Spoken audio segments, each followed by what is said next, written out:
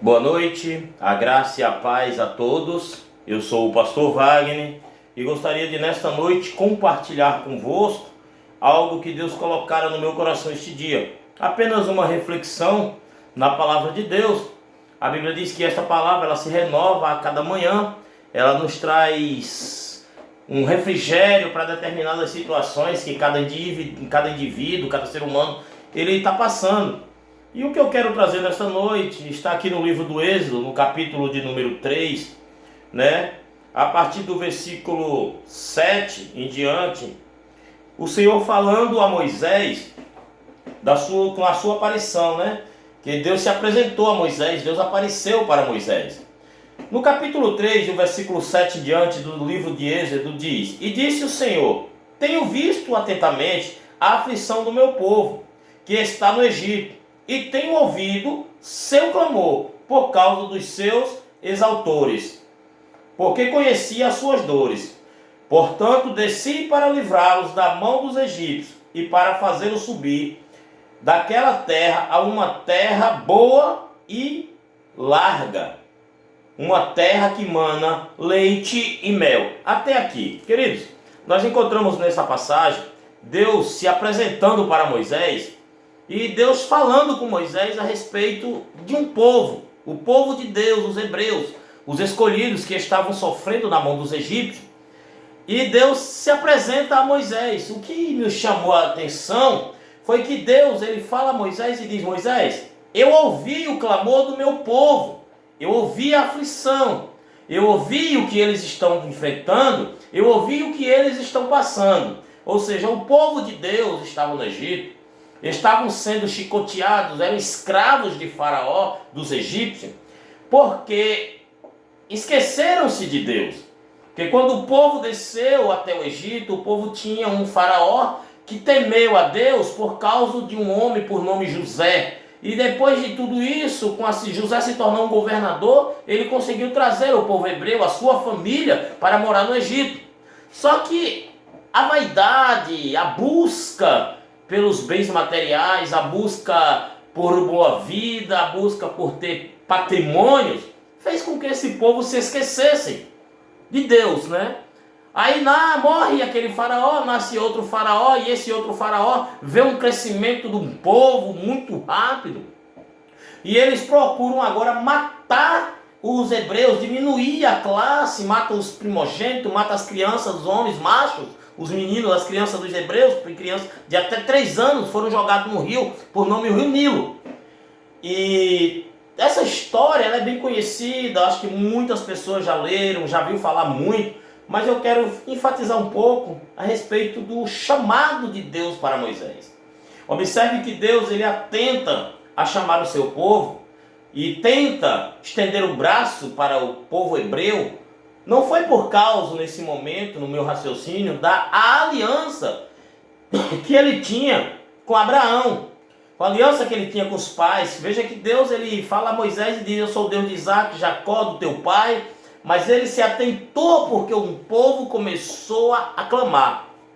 Ou seja, o povo voltaram-se para Deus em oração e passaram a buscar a presença de Deus. Passaram a buscar uma resposta para o seu sofrimento, para as suas dificuldades e para o momento difícil que eles estavam enfrentando nas mãos dos egípcios. O povo hebreu estava sofrendo muito. E Deus agora chega para Moisés e diz: Moisés, eu ouvi o clamor. Eu ouvi e desci para ajudar. Queridos, nos dias que nós estamos enfrentando, Deus ele está atento a nos ouvir. Deus está pronto a nos ajudar e a nos socorrer. A única e a melhor forma que nós temos não é entrar em desespero, mas é sim procurar clamar a Deus e buscar a face do Senhor. São momentos difíceis que o planeta está enfrentando, mas a Bíblia também diz que o homem reclama, o homem se queixa. Do que ele se queixa? O homem se queixa dos seus próprios atos, são consequências que ele mesmo criou, então ele está se queixando dos seus próprios atos, dos seus próprios pecados. O homem busca conhecer algo, o homem busca vida financeira boa, o homem busca status, posições, e estão se esquecendo de Deus. Estão deixando Deus no canto e estão se enfatizando apenas estar na igreja um dia na semana, que é um domingo, e aquele momento de oração, aquele momento de entrar na casa de Deus, orar, achar que já resolveu a sua vida até ali, porque entrei, pedi perdão, confessei e vai viver a vida normalmente, mas se esquece que somos que está na presença de Deus durante 24 horas das nossas vidas. Nós precisamos clamar a Deus não somente em um momento. Não clamar a Deus porque alguém está dizendo do outro lado, irmãos, vamos orar pelo país, vamos orar pelo Brasil, vamos orar pela nação, vamos fazer um clamor. Queridos, o clamor tem que partir individualmente. O clamor tem que vir de dentro, porque Deus agora quer ouvir cada um de nós. E Deus, eu creio, isso são palavras minhas, que Deus deu uma balançadinha na terra para que o povo se lembrasse dele. Para que o povo voltasse a lembrar do Senhor. Um dia Deus, ele fala com Salomão no sonho, aparece o Senhor a Salomão e diz a Salomão: olha, Salomão, o teu reino, né, que está em pecado, em defeitos, em erros, mas esse povo que estava contigo nessa festa, se esse povo clamar, se esse povo orar, se esse povo se arrepender dos seus maus caminhos, eu os ouvirei do céu e sararei a sua terra. Observe que Deus não fala com vou sarar uma terra, vou sarar um doente, vou sarar um enfermo. Ele sararia a nação, este povo, uma nação. E o interessante, queridos, é que Deus sempre usou alguns artifícios para mostrar para a humanidade o seu poderio. Apesar de Deus não precisar disso, que Deus poderia destruir e construir, reconstruir a terra, num abrir e num fechar de olhos. Mas quando Deus fez o homem para que o adorasse, para que o glorificasse. E Deus fez o homem para a sua glória, né? O homem se afasta de Deus, e mais uma vez eu friso, de que se queixa o Adão, dos seus próprios pecados. O homem se afastado de Deus, agora está lançado na terra para que trabalhe, para que sonhe, mas ele precisa se lembrar de Deus.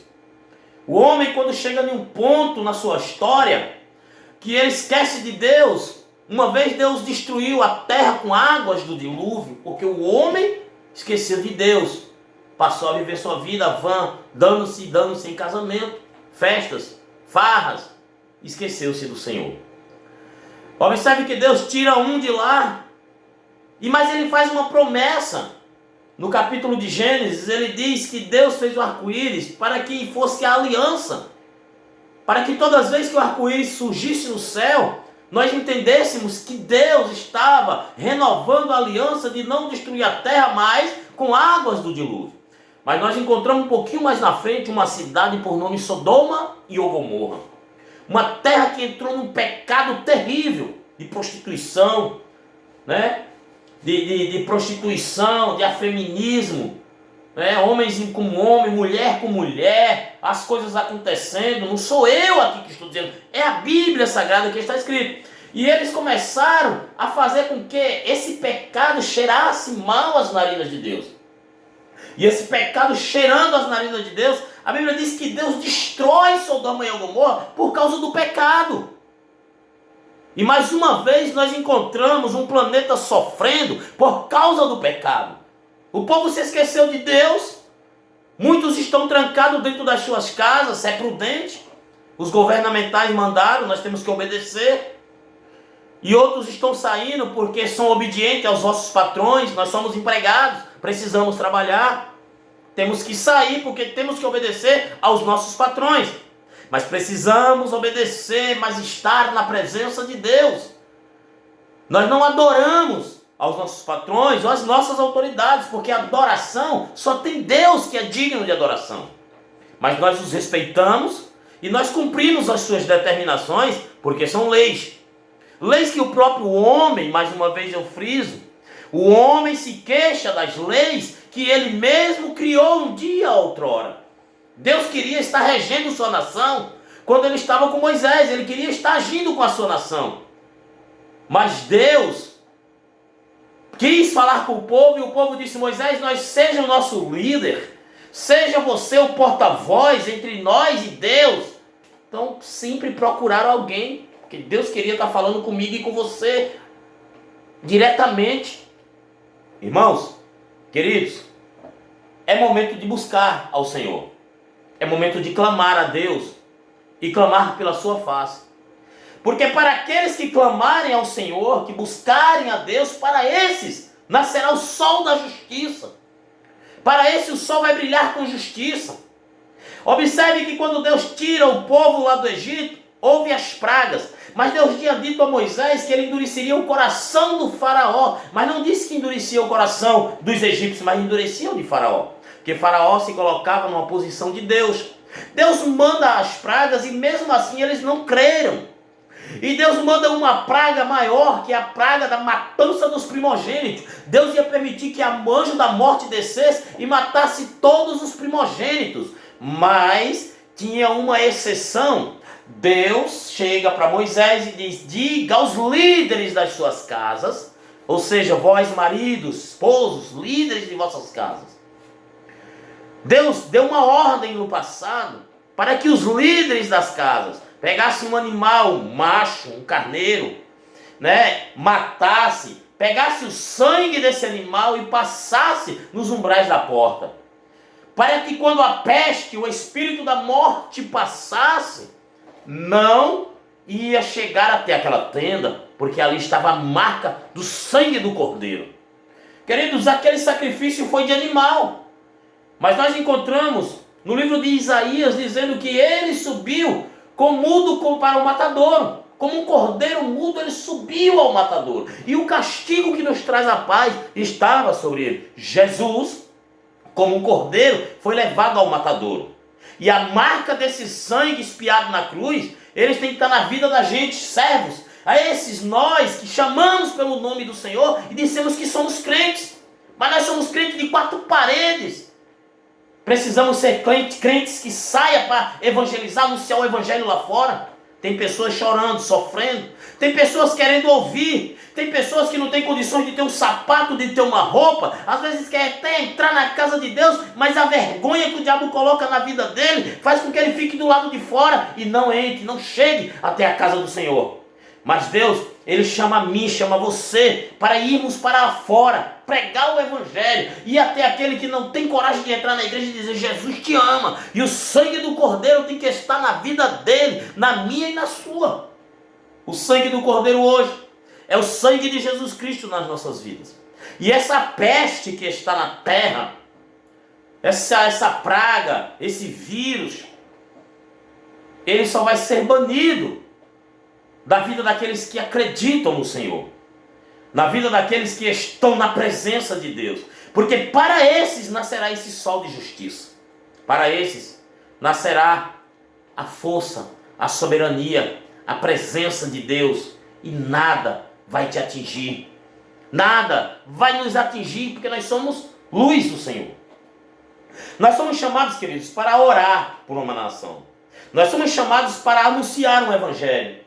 Um evangelho que não foi criado por mim nem por você, mas um evangelho que vem de muitos anos atrás, escrito, e nós estamos vivendo os cumprimentos de cada palavra que foi escrita. Precisamos acordar, nação brasileira. Precisamos acordar, porque está próxima a volta de Jesus. Alguém pode até dizer: tantos anos que alguém me diz que Jesus está voltando e até agora nada. Tanto tempo, não, Jesus está voltando. Sim, queridos. A Bíblia diz que ele virá como um ladrão na noite. Como um ladrão na noite. Ele não sabe o dia e nem a hora, unicamente o Pai. A Bíblia diz que um dia os discípulos perguntaram a Jesus: Senhor, quando será que tu vai voltar? Os discípulos perguntando a Jesus, Jesus olha para ele e diz assim: olha, nem os anjos do céu sabem o dia e nem a hora. Mas ele disse: olha, não saiam das suas casas se alguém vos disser que o Cristo está ali, que o Cristo está lá, que o Cristo está em tal lugar. Não saiam, porque o Cristo tem que estar aqui, dentro de nós. O Cristo tem que estar nas nossas vidas. Temos que viver uma vida, trabalhar, suar. O sol é quente, sim, às vezes debaixo de chuva, sim, mas acreditar, crer, ter a certeza da salvação. Porque salvação é uma coisa diferente da bênção de Deus. Que o Senhor Jesus Cristo o eterno, o Deus de Isaac e o Deus de Jacó, esteja sobre as nossas vidas, desde hoje e para todo sempre. Que você medite, que você reflita e busque conhecer a palavra de Deus, porque Jesus disse que o meu povo peca por falta de conhecimento, porque não examina as Escrituras. Boa noite.